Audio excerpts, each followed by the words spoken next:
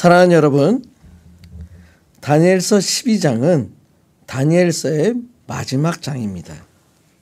구약 성서들 중에서 가장 강력하게 세상의 종말에 대한 비전을 기록하고 있습니다. 종말론 에스카탈로지는 신학의 한 분야입니다. 성경에 기록된 마지막 일들에 대한 가르침을 다루는 분야입니다. 종말론 에스카탈로지에서 사용된 헬라어 에스카토스, 마지막 최종적인 단어와 로고스, 말씀, 학문이 합쳐진 단어입니다. 따라서 에스카탈로지는 마지막에 관한 말씀, 학문이라고 할 수 있습니다. 특별히 기독교 신학에서 종말론은 하나님의 구원 역사와 창조의 완성이 어떻게 마무리되는가를 연구합니다. 종말론의 주요 주제들로 개인의 죽음과 개인의 심판, 천국과 지옥을 다루는 개인적 종말론이 있습니다. 이와 함께 우주적 종말, 예수 그리스도의 재림, 죽은 자의 부활, 최후의 심판과 하나님의 나라의 완성으로 새 하늘과 새 땅에 대한 연구를 합니다. 종말론에 대한 구체적인 기록은 구약 성경 다니엘서 7장과 12장에 기록되어 있습니다. 또한 신약 성경에서는 예수님의 종말에 대한 설교 말씀이 마태복음 24장과 25장, 마가복음 13장, 누가복음 21장에 기록되어 있습니다. 또한 고린도전서 15장, 데살로니가전서 4장과 5장, 데살로니가후서 2장에서 사도 바울이 바울 서신을 통해서 종말에 대해서 기록하고 있습니다. 또한 요한계시록 전체를 통해서 새 하늘과 새 땅, 최후의 심판, 영원한 나라에 대해서 기록하고 있습니다. 그리스도인들에게 있어서 종말론은 역사의 궁극적인 방향을 제시해주고 있습니다. 즉 역사는 우연이 아닙니다. 하나님의 계획 속에서 모든 세상의 역사가 종말을 향해 진행된다는 것을 알려주고 있습니다. 또한 종말론은 성도로 하여금 환난과 고난 속에서도 최후의 부활과 영생을 바라보게 함으로 소망을 가지고 삶을 살도록 우리를 위로해 줍니다.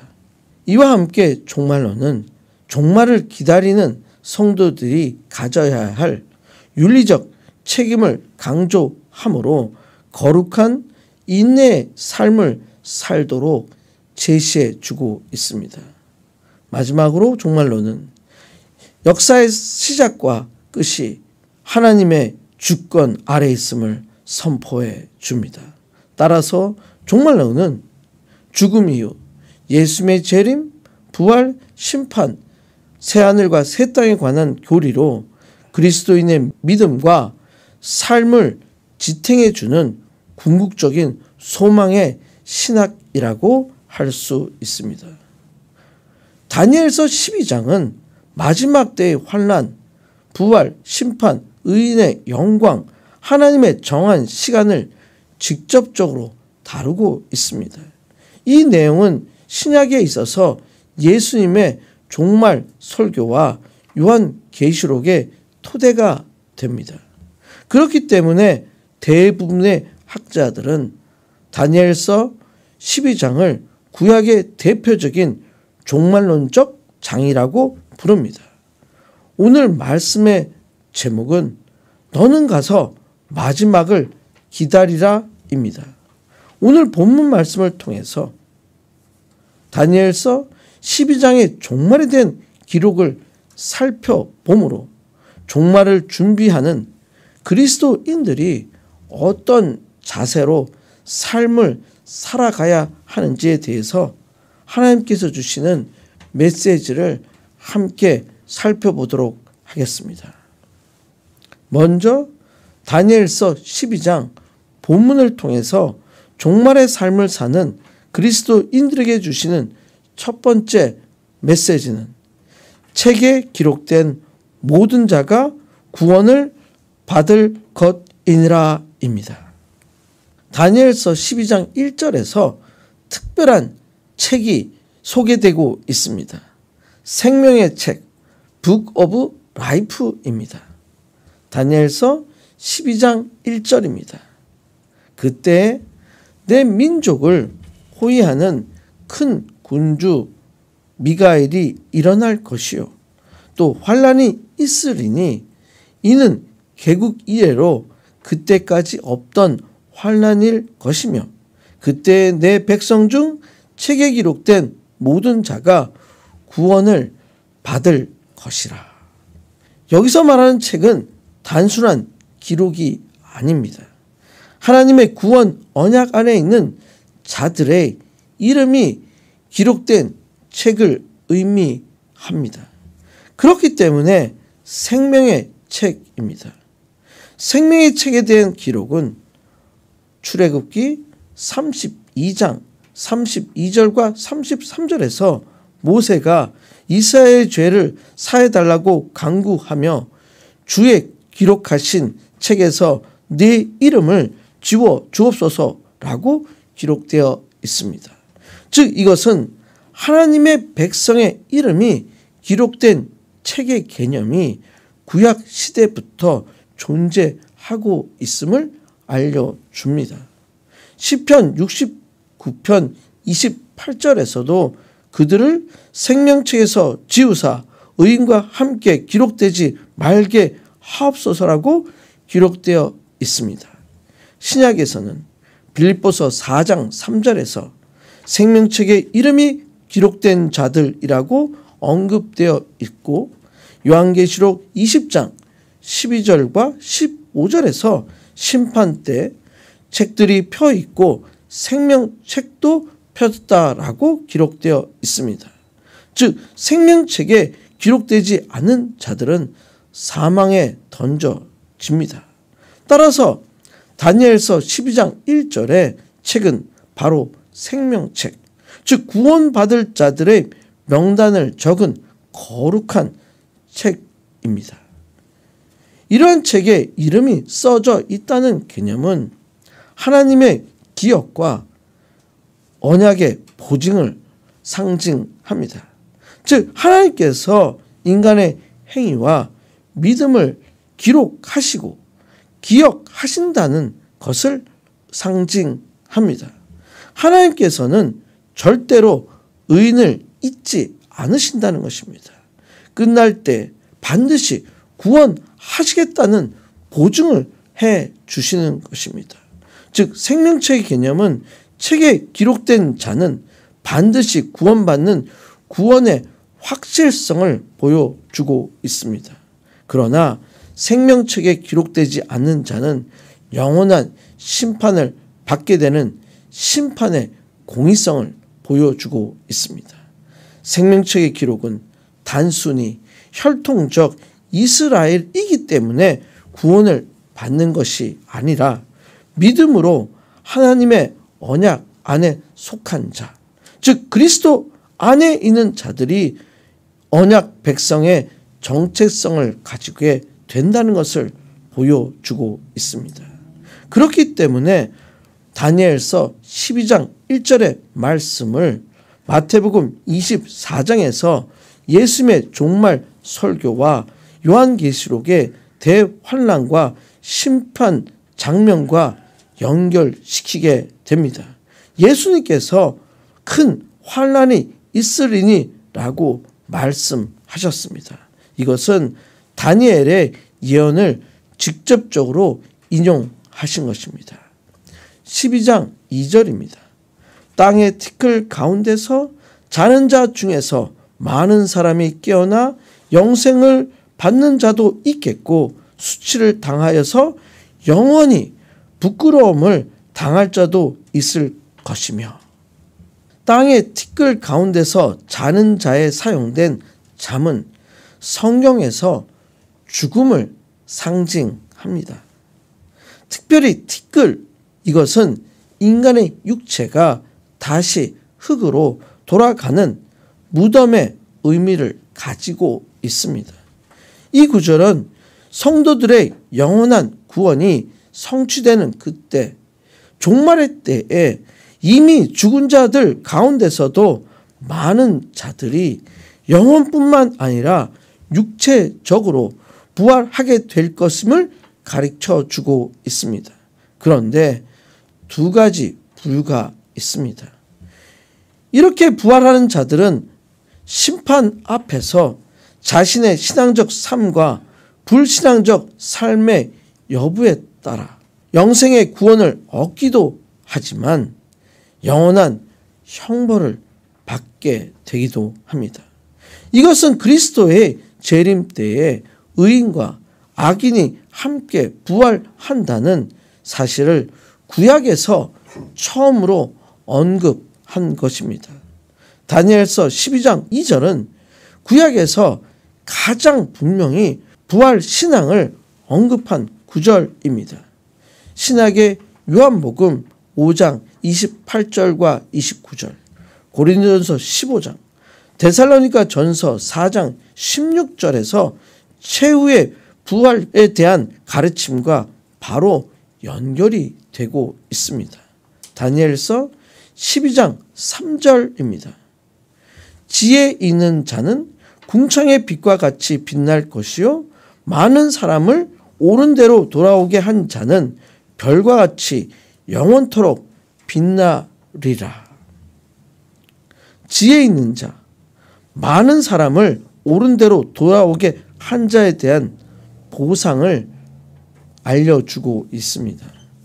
지혜 있는 자는 신실하고 경건한 삶을 산 사람을 가리키고 있습니다.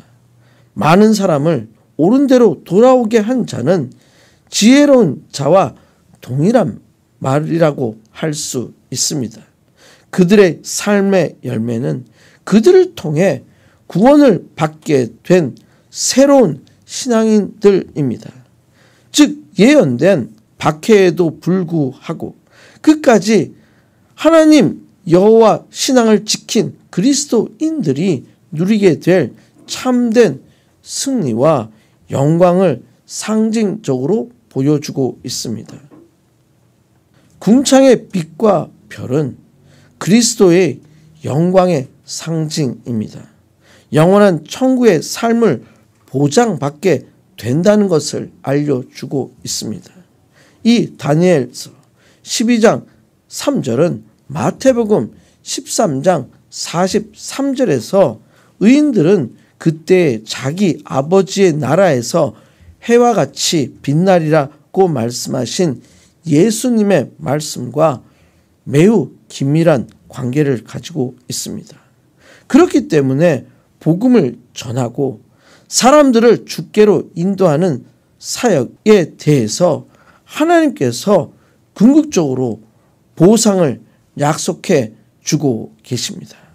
사랑하는 여러분, 여러분의 이름이 생명의 책에 기록되어 있음을 믿으시길 축원드립니다. 아멘.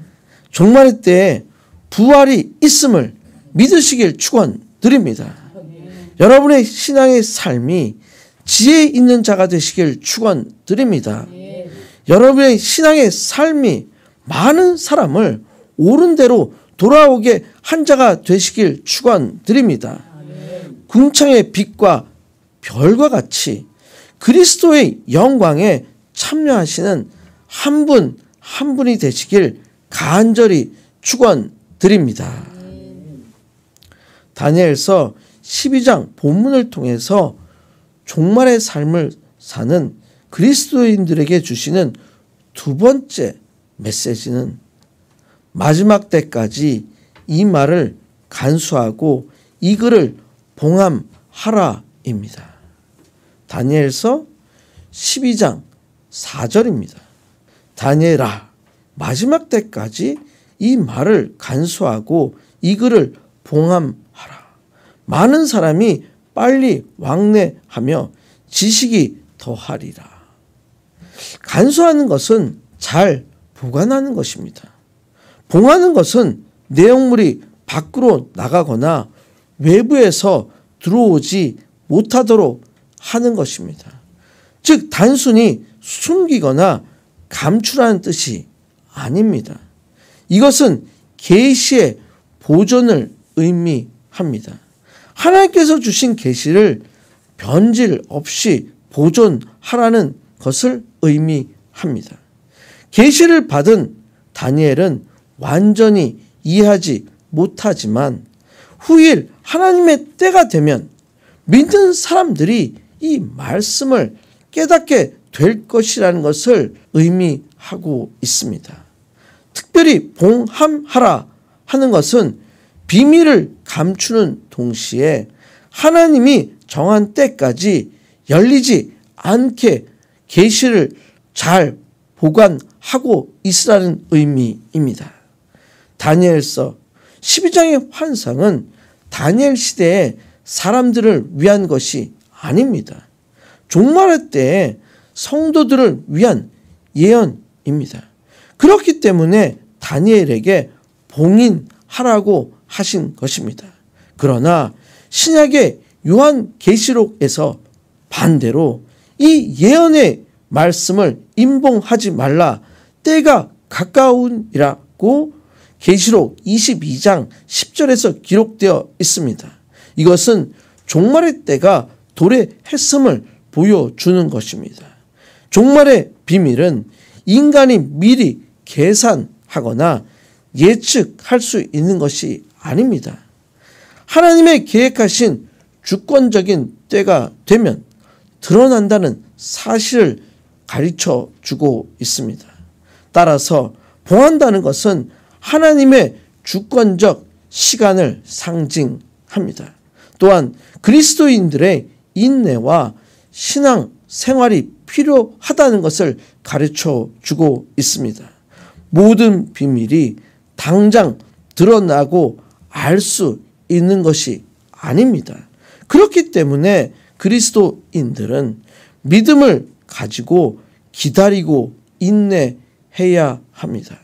마지막 때가 되면 마치 봉함된 계시가 열려 하나님의 뜻이 분명히 드러나게 된다는 것을 알려주고 있습니다.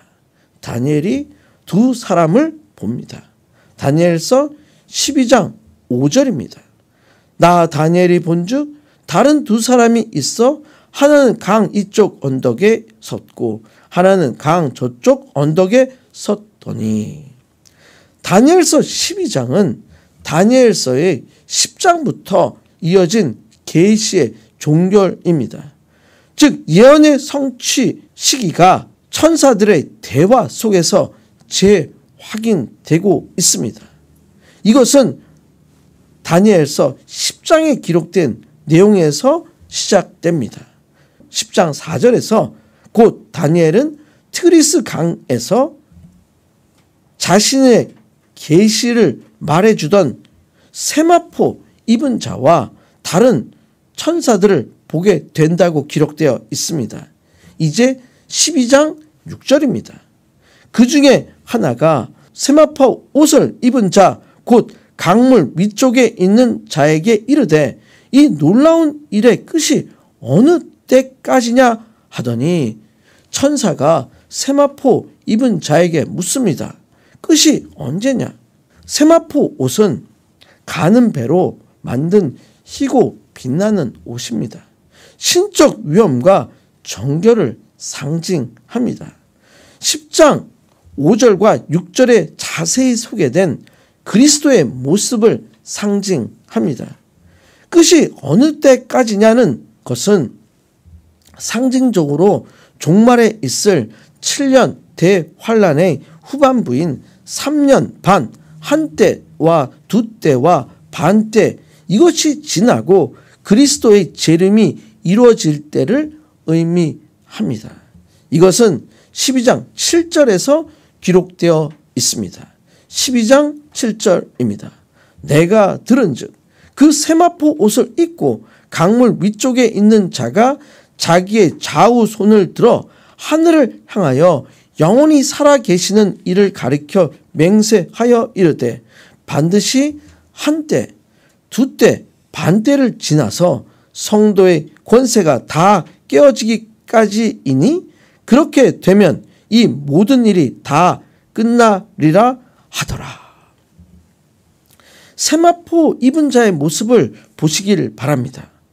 좌우 손을 들어 하늘을 향하여 라고 기록되어 있습니다. 이 모습은 히브리 개념상 극히 엄숙한 맹세의 외적 표현입니다. 성경에서 하나님, 아브라함, 천사 등이 이렇게 행하였습니다. 한때, 두때, 반때를 지납니다. 이것은 7년 대환란의 후반기 3년 반이 지난 후에 그 예언이 성취될 것이라는 것을 알려주고 있습니다. 이것은 세상의 종말의 정확한 때는 천사도 모르고 아들 예수도 모르며 오직 성부 하나님께서만 아신다는 사실을 암시해 줍니다. 성도의 권세가 다 깨어지기까지니 라는 의미는 일시적으로 박해로 인하여 수많은 변절자와 순교자가 나오게 되므로 외형상 언약 백성들이 완전히 패배한 것처럼 보일 때까지란 의미를 보여주고 있습니다.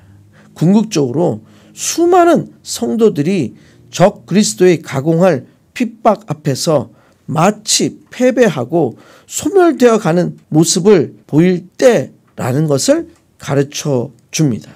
이제 12장 8절입니다.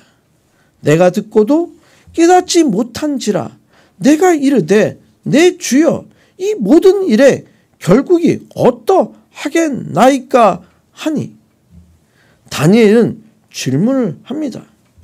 계시의 최종적인 성취, 택한 백성의 영원한 구원, 적그리스도의 패배와 영원한 멸망에 대해서 물어봅니다. 그런데 대답이 없고 바로 12장 9절로 넘어갑니다. 그가 이르되 다니엘아 갈지어다. 이 말은 마지막 때까지 간수하고 봉함할 것임이니라. 다니엘의 질문에 대한 직접적인 답 대신 다시 반복을 합니다. 다니엘아 갈지어다. 다니엘의 질문에 대한 대답을 완곡하게 거절합니다.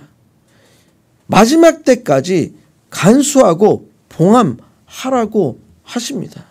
사랑하는 여러분, 여러분의 삶에서도 종말의 메시지를 잘 간수하시길 축원드립니다. 종말의 역사에 대한 봉인을 하시길 축원드립니다. 하나님께서 주시는 이 종말의 계시를 변질 없이 보존하시길 축원드립니다. 하나님의 정한 때가 되면 열리지 않은 계시임을 믿고 하나님의 주권을 인정하고 기다리시는 한 분 한 분이 되시길 간절히 축원드립니다. 다니엘서 12장 본문을 통해서 종말을 사는 그리스도인들이 주시는 세 번째 메시지는 끝날에는 내 목을 누릴 것입니다. 이제 마지막 절입니다. 다니엘서 12장 13절입니다.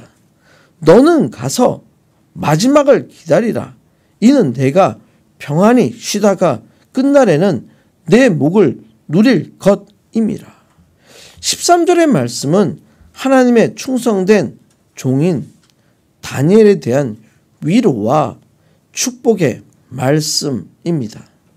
평안히 쉬다가에서 사용된 원어적 뜻은 머물러 쉬다, 정착하여 쉬다는 뜻을 가지고 있습니다. 여기서 이 평안히 쉬다는 의미는 일상적인 휴식을 가리키는 것이 아닙니다.